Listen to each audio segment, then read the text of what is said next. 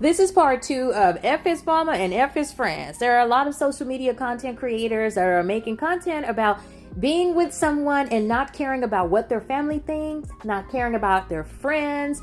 The only thing you care about is your relationship with them. And I'm saying how dangerous this is and how it's not advisable. So we're going to listen to part 2 of F His Mama and F His Friends. And then myself and my loved one, we're going to offer some commentary on this. Let me tell you something, I don't give a damn about your friends and family not liking me. Like, if we're in a relationship or we're dating or something like that, and you tell me your friend or family member or somebody don't like me, I don't give a fuck. I am with you. I could care less about who said they like me because, first of all, you don't even know me not to like me, first of all. And that's the point. First of all, as the person that's coming into somebody else's circle, somebody else's family, it's your job to help them get to know you. That's very key because they may not like you because they don't know you. Or maybe it's not that they don't like you, it's that they don't know you. And since you don't care, you're not extending any type of hand to get them to know this wonderful person that you might be. Hun, what are your thoughts? I got 2 points. There are things that we all know as a people being African American. And the first thing is generational curses. The second thing is we hear this from the other side. They call it black on black crime. I'm going to start with the first one, generational curses. The Chinese, the Latinos, the Anglos, and any other O's you want to put out there all work together as a unit to help each other. They build each other up. They don't tear each other down. White people can be in the middle of a feud, but you let a non-white come up and attack them, they will throw down their problems and unite together and overcome that attacker. Same thing with Chinese, Latinos. You know, they go everywhere with their families. They have big family units. They can work at McDonald's and go home to a mansion. You know why? Because their families work together. Black people are the only ones that say, well, if you don't like me, you can go somewhere, or you can do this, or I don't give a damn what you think about me.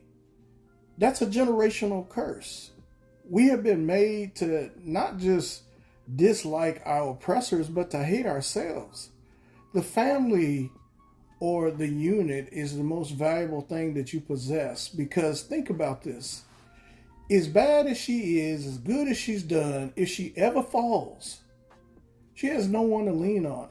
Her success is 100% on her. She has no room to make any kind of mistakes. But white people, you know, we look at them, hell, when their kids graduate school, they got a house waiting on them, they got cars waiting on them, they got all kinds of stuff. Somebody like her got to start from dirt. But she got her man. I don't want to start from dirt. I want to start from a starter house. I want to start from, hey, hon, you just graduated. Here's your brand new car. Well, I got my kid a car and this and that and this and that. What happens if you get sick? Where do your kid go to him? There ain't nobody else but you. You know, we are stronger because of the group, because of the unit. You know, 10 people can move more than one. And on the black on black crime, you are ready to fight people. Like you said, they don't even know me. Well, guess what? You don't even know them either. And you are already ready to fight and attack. Put away your weapons. Put your fists down. Most of all, put your attitude down. You don't have to win every battle. You just have to look and say, what is the greater good? Because I don't give a shit about these people. But you know what? My spouse does. And if I care about them, I don't want to be putting them in some tug of war that's going to hurt them, because it don't matter until it's Christmas time or till it's Thanksgiving and you've been sitting off by yourself with your lips stuck out, and now you got to figure out where you're going to have Thanksgiving dinner, but you can't because don't nobody like you. Really good points, hon. Now let's listen to the last part of what the sister says. And I was watching Married at First Sight, and I noticed that it's a big thing, like in American culture, maybe in other cultures too, that we have to get approval from our friends and family before we do anything, before we make an investment, before we move, before we date. Like, everything has to be approved by friends and family. Like, why are we like that? Why isn't it that you're just doing things that make you happy and that you want to do for you instead of worrying about what everybody else think about the decision that you're making for your own life? Well, I'm going to say it's not just your own life. Now there are two lives that are involved. And whenever you become one with someone or you are with someone else, they don't just leave their whole family and their whole life and just intertwine with you and forget about everybody else that they ever loved or whoever loved them, because it's just not a competition, huh? I want to key in on when she says, why do we have to get their approval? One thing that we need to understand is wisdom is valuable. You know, you can learn on your own. You can go out and you can walk around in a dark field and feel yourself around and walk through thorns and trip over rocks and turn your ankle and get snake bitten. Or you can turn to your aunt or uncle that owns that field and says, don't you go off over on that path. You go through there, it's a bunch of thorns, there's a rock over there that'll turn your ankle, and it's a bed of snakes in there too. Why don't you come on around this way? There's a sidewalk here to where you can get across safely, and there's an overhead light so you can see where you're going. Now, to me, I'd want to take the advice of my uncle who's already been down that way, and they can save me from turning my ankle and getting bit by the snake. That's not called approval.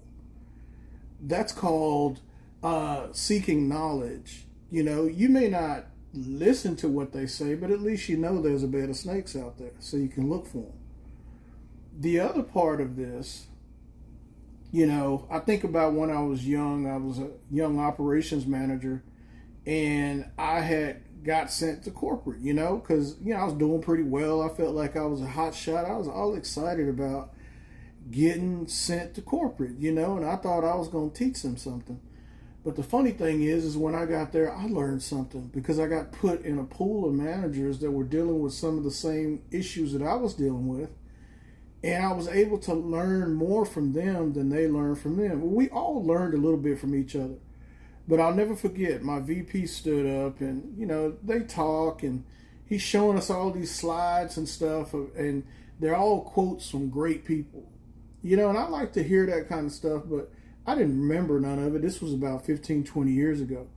But then he got to this one that he said, you know, this is a proverb. The author is unknown, but we know it's an African proverb. So when he said African, because all the rest of the slides were white people, I thought, well, you know what?